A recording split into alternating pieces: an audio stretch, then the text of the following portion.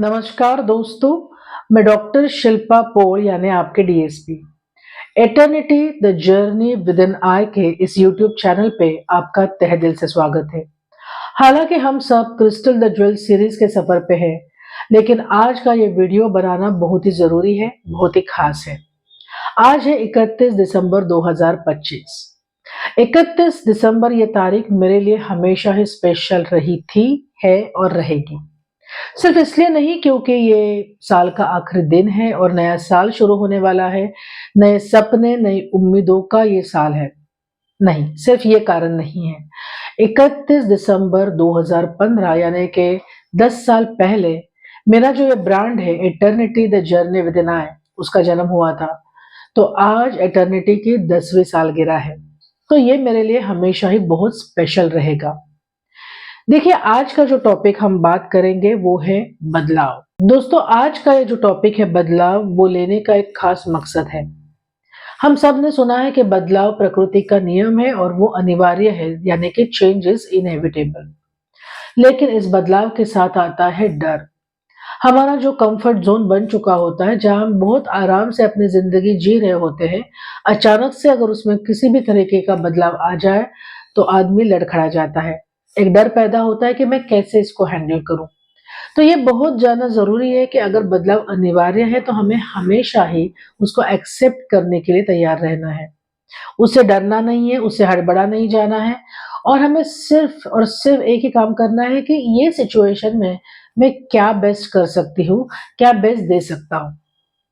Eternity का जब 10 साल पहले जन्म हुआ था, तब मेरे पास सिर्फ एक होम्योपैथी की डिग्री थी। मुझे नहीं पता था कि मैं एटर्निटी को शुरू करके क्या-क्या करूँगी। मैंने काउंसलिंग में एमएस किया, मैंने हिप्नोथेरेपी में इंटरनेशनल डिप्लोमा किया, और फिर हो गया प्राणिक हीलिंग, हो गया थीटा हीलिंग, हो गया एंजल्स, टैरो कार्ड्स, क्रिस्टल्स। एक के पीछे एक धड़ाधड़ अलग-अलग हीलिंग मोडालिटीज मेरे सामने आ गई। मैं वो सीखती चली गई। लेकिन अगर मैं डर के इटर्निटी को शुरू ही नहीं करती, या शुरू करने के बाद मैं वहां भी सिर्फ होम्योपैथी प्रैक्टिस के ऊपर डिपेंड रहती, तो फिर आज जो आपको डॉक्टर शिल्पा पॉल पता है, जो आप में से कई लोग मेरे पास एज अ क्लाइंट आते हैं, एज अ स्टूडेंट सीखने आते हैं, वो शिल्पा पॉल आपको कभी नहीं मिलती। बदलाव अगर आना ही है तो उसके लिए तैयार रहिए, उससे डरिए मत, उससे भागिए मत। दोस्तों, बदलाव का होना अनिवार्य है, चाहे आपको उसका अंदेशा हो, वो आराम से आए, धीरे धीरे से आए, और आपको शायद पहले से ही थोड़ा सा जानकारी हो कि हो सकता है मेरे लाइफ में ये बदलाव आएगा।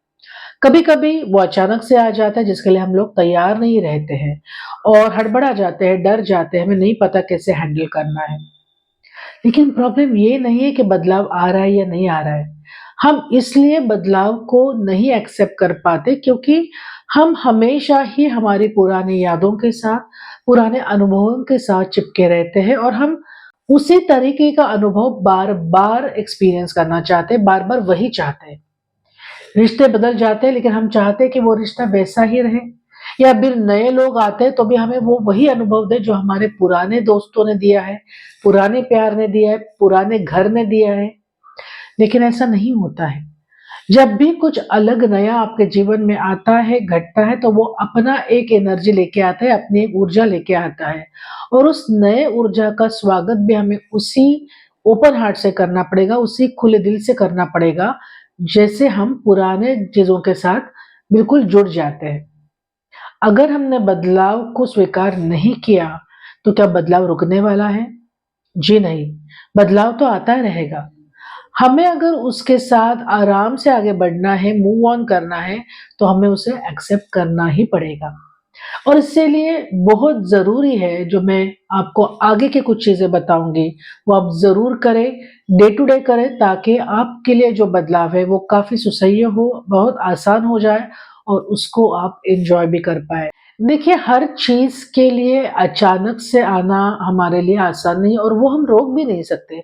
हम चीज़ों के लिए कितना भी प्रिपेयर रहे, कितना भी तैयारी के साथ रहे, लेकिन ये जो प्रकृति है, ये जो ब्रह्मांड है, वो हमारी काफ़ी परीक्षा लेता है। अगर हम एक चीज के लिए तैयार है तो वो हमारे सामने दूसरा गणित डाल देता है।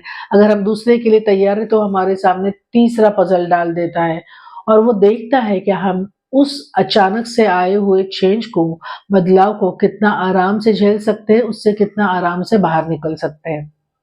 लेकिन अगर हम डेली कुछ चीजें करें तो ये बदलाव इतना भी डिफिकल्ट नहीं है जितना हमें लगता है। सबसे पहले तो हमें अपने भावनाओं के प्रति काफ़ी काम करना पड़ता है। हम जब किसी भी चीज़ के साथ अटक जाते हैं, फिर वो वस्तु हो, फिर वो व्यक्ति हो या हमारे लाइफ में आया हुआ कोई भी सुखद अनुभव हो या दुखद अनुभव हो, हम उसके साथ बिल्कुल ऐसे जुड़ जाते हैं कि बस वही हमारा अंतिम सत्य है। हमें सीखना होगा अलग-अलग तरीकों के साथ कि कैसे पुरानी चीज़ों को लेट गो करें, जाने दें। जो घट चुका है, वो घट चुका है, वो वापस नहीं चेंज होने वाला। जो बीत गई, सो बात गई।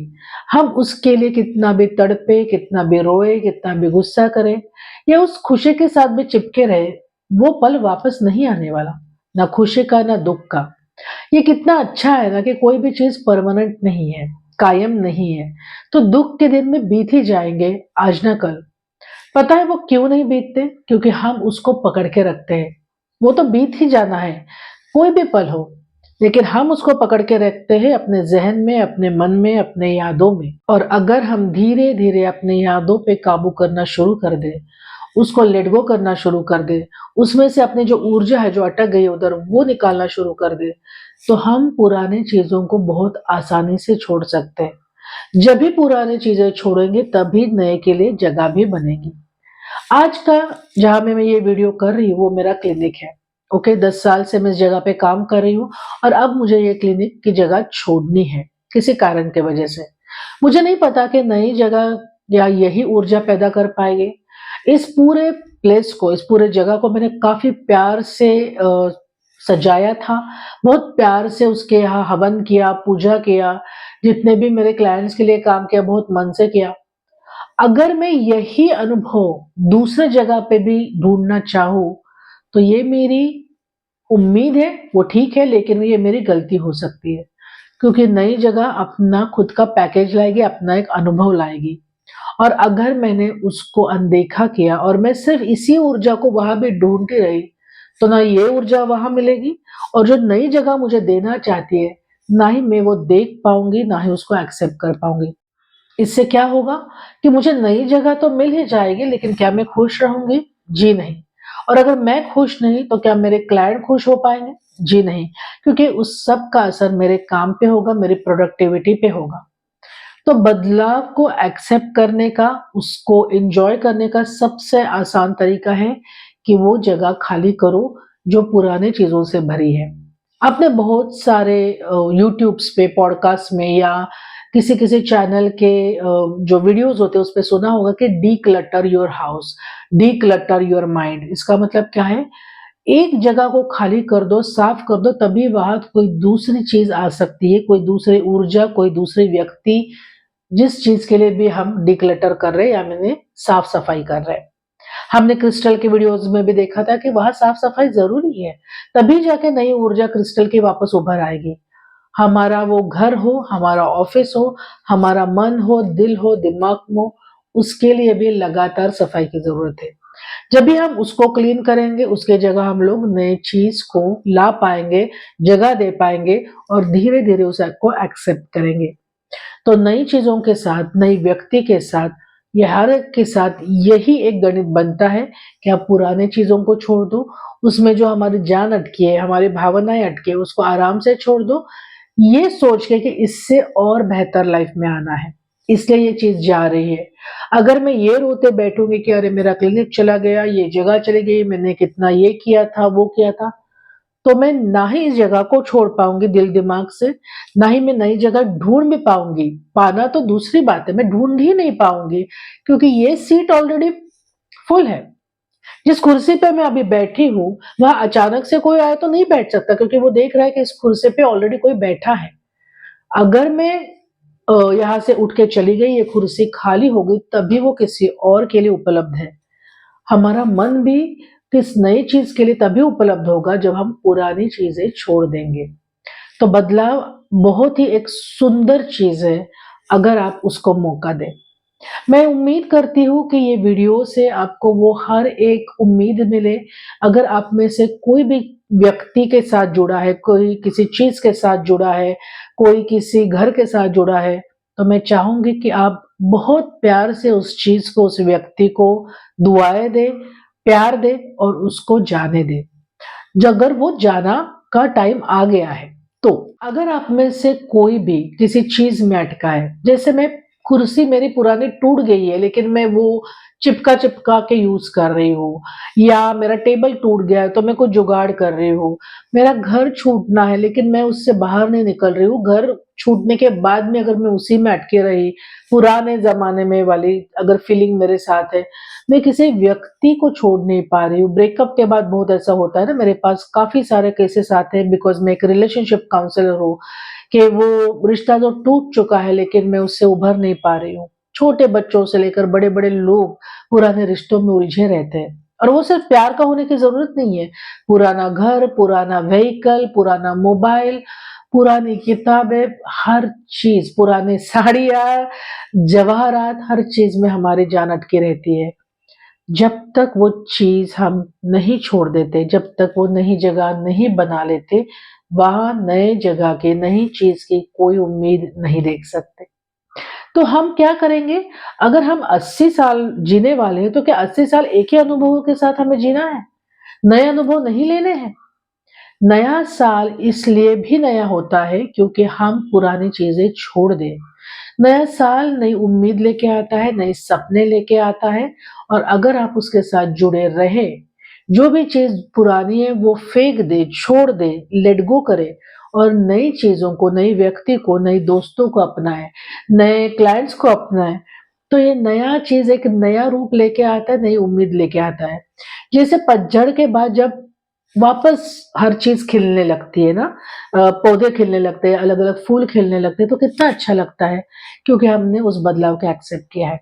हमारे निजी जीवन हो, हमारा व्यावसायिक जीवन हो, करियर हो, रिलेशनशिप हो, उस हर एक के साथ भी हमें इसी तरह से अगर जुड़े रहना है, एक्सेप्ट करना है उस बदलाव को, तो वो बदलाव इतना भी बुरा नहीं होता है। दूसरा एक तरीका ये भी है कि अगर हमें पता है कि बदलाव आने ही वाला है, जैसे मुझे पता था कि कुछ दिनों में, कुछ महीनों में ये क्लिनिक मुझे छोड़ना ही है, तो पहले से उसे डिटैच करना अच्छा है। और दूसरी जो चीज़ है, उसके लिए हम मैनिफेस्ट कर सकते हैं कि चलो एक चीज़ मुझसे छूट गई तो मुझे दूसरी क्या चाहिए उसकी जगह। अगर मुझे अपनी पुरानी कार बेचनी है, तो क्या मैं वही मॉडल वापस खरीदूँगी, या मैं देखूँगी कि अब आज के तारीख में कौन से नए-नए मॉडल्स आए हैं, वो पहले से कैसे बेहतर है। आप लाइफ में जो भी कुछ पाना चाहते हो, जो भी कुछ नया पैदा करना चाहते हो, मैं चाहती हूँ कि एक पेपर पे लिखें, और ऐसा लिखें कि पूरी 100% क्लैरिटी के साथ लिखें, ताकि ब्रह्मांड को देने में 1 सेकंड भी नहीं लगेगा। हमें लगता है कि बदलाव काफ़ी धीरे से आता है, हमें लगता है कि मैनिफेस्टेशन के लिए बहुत टाइम लगता है। अगर मुझे क्या पाना है उसके ऊपर डिपेंड है, अगर मुझे बहुत बड़ा घर चाहिए, तो कम से कम 1 साल लगेगा। मुझे अगर 10 करोड़ कमाने हैं, तो कम से कम 5 साल लगेंगे। क्या ब्रह्मांड के पास आपको देने की कुछ कमी है? जी नहीं, उसको तो एक चुटकियों का खेल है। हम इसलिए देर से पाते हैं क्योंकि हम पुरानी चीज़ें छोड़ते नहीं, नए के लिए जगह नहीं बनाते, और बनाते-बनाते उस नए जगह में भी, नए चीज़ में भी, नए व्यक्ति में भी पुराना ही अनुभव ढूँढने की कोशिश कर रहे हैं। तो अगर मैं चाहूँ कि मुझे एक अच्छा क्लिनिक चाहिए, अगर आप चाहें कि मुझे पुरानी चीज़ छोड़ के नई चीज़ अपनानी है, नया रिश्ता अपनाना है, नए दोस्त अपनाने हैं, नया शहर अपनाना है, नए कपड़े अपनाने हैं, तो मैं चाहती हूँ कि आप उसका पहले से ही सपना देखना शुरू करें, इस उम्मीद के साथ, इस क्लैरिटी के साथ कि एग्ज़ैक्टली अब मुझे रिप्लेसमेंट कैसा चाहिए। वो पहले जैसा होना ज़रूरी नहीं है, क्या वो पहले से बेहतर नहीं हो सकता? इस अनुभव को तो मैंने जी लिया, इस व्यक्ति के साथ, इस घर के साथ, इस क्लिनिक के साथ।